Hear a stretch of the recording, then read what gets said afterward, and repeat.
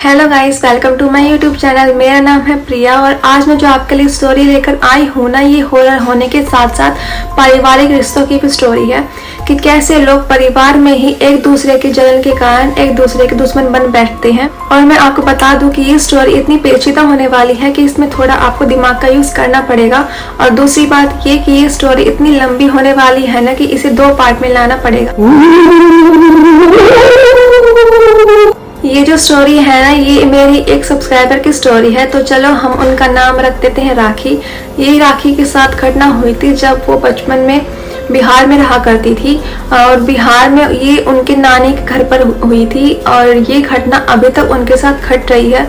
कुछ 2 हफ्ते पहले भी उनके साथ ये घटना घटी है। इस कहानी में होता क्या है कि उनकी बड़ी मौसी की शादी हो जाती है। उनके शादी के बाद उनके जो हस्बैंड है ना, वो उनको टॉर्चर करने लग जाते हैं और साथ साथ उनके ससुराल वाले भी उनको टॉर्चर करने लग जाते हैं। ये टॉर्चर भी उनकी बड़ी मौसी कब तक सहन करती, उन्होंने घर पर भी इस बारे में बताया, लेकिन उनका अभी तक कोई भी सोल्यूशन नहीं निकला था। उनके जो हस्बैंड थे वो उनको लगातार टॉर्चर किए जा रहे थे।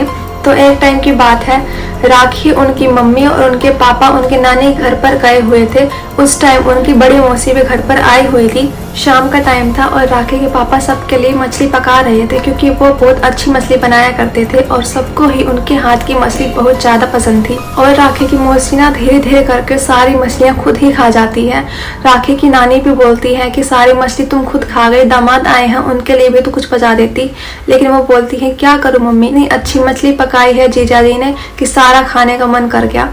और वो सारी खा जाती है, बस थोड़ी सी मछली बच जाती है। तो वो जो थोड़ी सी मछली होती है वो बाकी मेंबर्स खा लेते हैं। खाना खाकर सब सोने के लिए चले गए थे और जो राखी की मौसी है ना, वो खाट पर सो रही थी। तो रात के 11-12 बजे के आसपास क्या होता है कि राखी की मौसी को ना बहुत ज्यादा उल्टी आने लगती है।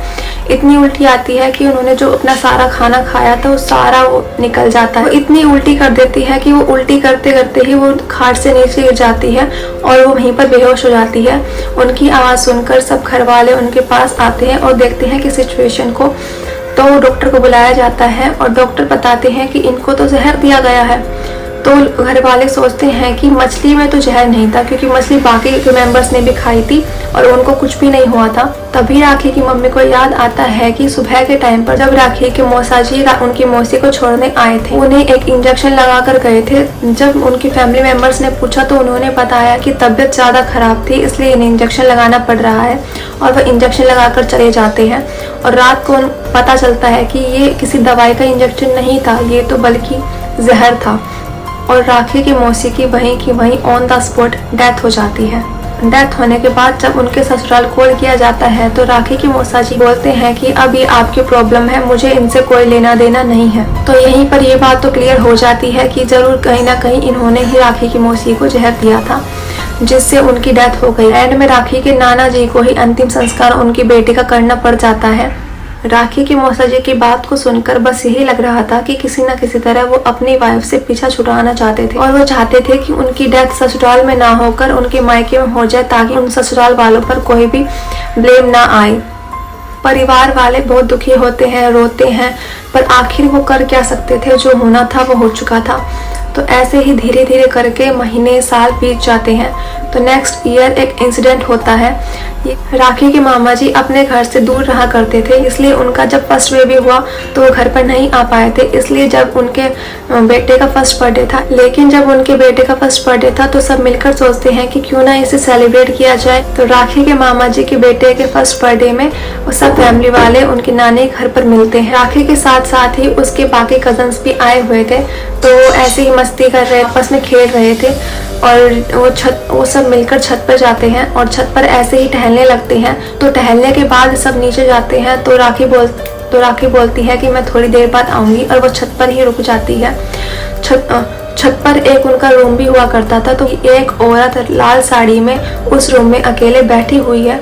तो उन्हें लगता है कि फैमिली फंक्शन चल रहा है क्योंकि उनके कजन का बर्थडे था, तो इसलिए वो यहाँ पर आई होगी। तो इस बात पर ज्यादा नोटिस नहीं करती है और वो भी नीचे चली जाती है। नेक्स्ट डे राखी फिर से छत पर आती है और वो देखती है कि वही औरत उसी साड़ी में उसी जगह पर उसी रूम में फिर से बैठी हुई है और वो सिर्फ राखी को ही घूर रही। और फिर वो देखती है कि वो धीरे धीरे चलकर राखी के पास ही आ रही थी। राखी को थोड़ा अजीब तो लगता है, लेकिन राखी उनसे पूछती है कि आपको क्या चाहिए, लेकिन आगे से वो कुछ भी नहीं बोलती है।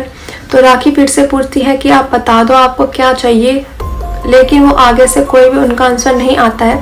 तो राखी सोचती होगी शायद इन्हें मेरी भाषा नहीं आती होगी, क्योंकि राखी अपनी ही भाषा में बात कर रही थी, वो हिंदी में बात नहीं कर रही थी। वो फाइनली जब हिंदी में बोलती है कि आपको कुछ चाहिए क्या, तब वो बोलती है कि मैं तुम्हारी मौसी हूँ। तो राखी बोलती है कि हाँ मेरी यहाँ पर सब मौसी ही है। तो वो बोलती है नहीं, मैं तुम्हारी फलाना मौसी हूँ। तो वो वहाँ पर अपना जो नेम था उनका वो लेकर बोलती है। ये सुनकर राखी बहुत ज़्यादा डर जाती है और राखी सोचती है कि उनकी तो डेथ हो चुकी थी, तो ये कौन औरत है और ऐसे क्यों बोल रही है। राखी को अपनी मौसी का फेस इतना भी क्लियर याद नहीं था, क्योंकि जब उनकी डेथ हुई तब वो बहुत छोटी थी और अब वो बड़ी हो चुकी थी। लेकिन उन्हें ये याद था कि हाँ मेरी एक मौसी थी जिनकी डेथ हो चुकी थी। फिर राखी उस औरत से पूछती है कि बता दो तुम्हें मुझसे क्या चाहिए, वरना मैं नीचे जाकर सबको सब कुछ बता दूंगी। तुम यहाँ पर चोरी करने आई हो ना, क्योंकि राखी को ये सच लग ही नहीं रहा था कि ये वही मौसी हो सकती है, क्योंकि उनकी तो डेथ हो चुकी थी। लेकिन वो औरत बोलती है कि नहीं मैं सच बोल रही हूँ, मैं तुम्हारी वही मौसी हूँ।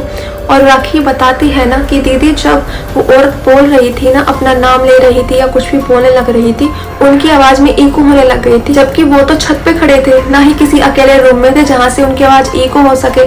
तो ये एक नॉर्मल इंसान के बस की बात तो नहीं थी। तो राखी ये सब सुनकर डर जाती है और वो जैसे ही सीढ़ियों से नीचे जाने लगती है तो वो देखती है कि तो उनके घर का नक्शा क्या था ना, कि छत वाला रूम था ना, उसमें एक वेंटिलेटर जैसा स्पेस दिया गया था जो कि सीढ़ियों से जाते थे, तो वो छत पर पड़ता था। तो राखी देखती है कि अभी थोड़ी देर पहले ही ये औरत बाहर खड़ी थी और इतनी जल्दी वो रूम में उनके जो उनका वेंटिलेटर था ना, वहां से ऐसे अपने पैर लटका के और पैरों को झुला रही थी। और वो वेंटिलेटर इतना छोटा था ना कि ये नॉर्मल एक इंसान की बात तो थी ही नहीं। तो ये देखकर तो राखी बहुत ज्यादा डर जाती है। तो उस औरत के पैरों से नीचे का रास्ता ब्लॉक हो रहा था और राखी नीचे न जाकर फिर से ऊपर चली जाती है। और वो जैसे ही ऊपर जाती है वो देखती है ना कि रूम से वो औरत फिर से चलकर आ रही है। राखी सोचती है ना कि यहाँ पर कुछ ना कुछ तो गड़बड़ है, तो अपने आसपास देखती है तो उसे दिखता क्या है कि एक हनुमान जी का झंडा वहाँ पे लगा हुआ था।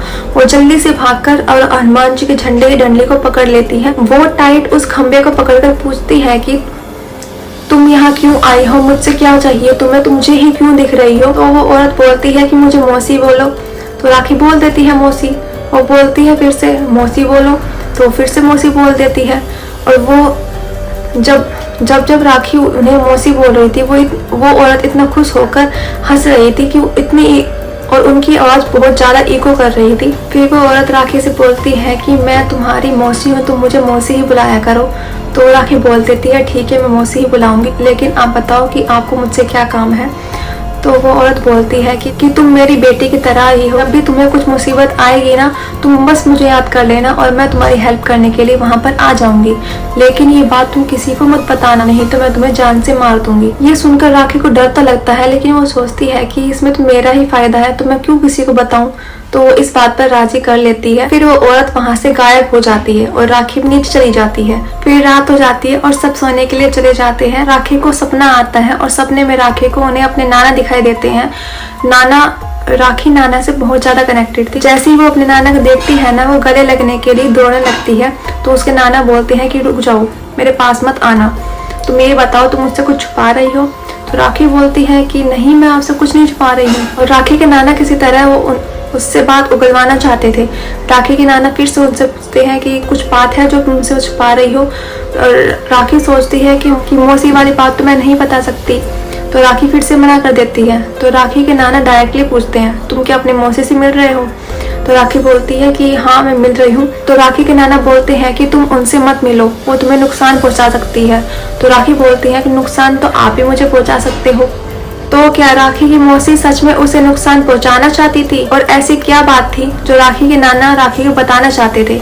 ये देखने के लिए आपको देखना होगा इसका पार्ट 2। तब तक के लिए डू लाइक दिस वीडियो। अगर आपको ये वीडियो पसंद आई हो तो कमेंट करके जरूर जाना, और अगर आप इस चैनल पर न्यू हो तो इस चैनल को सब्सक्राइब जरूर करना। Thanks for watching.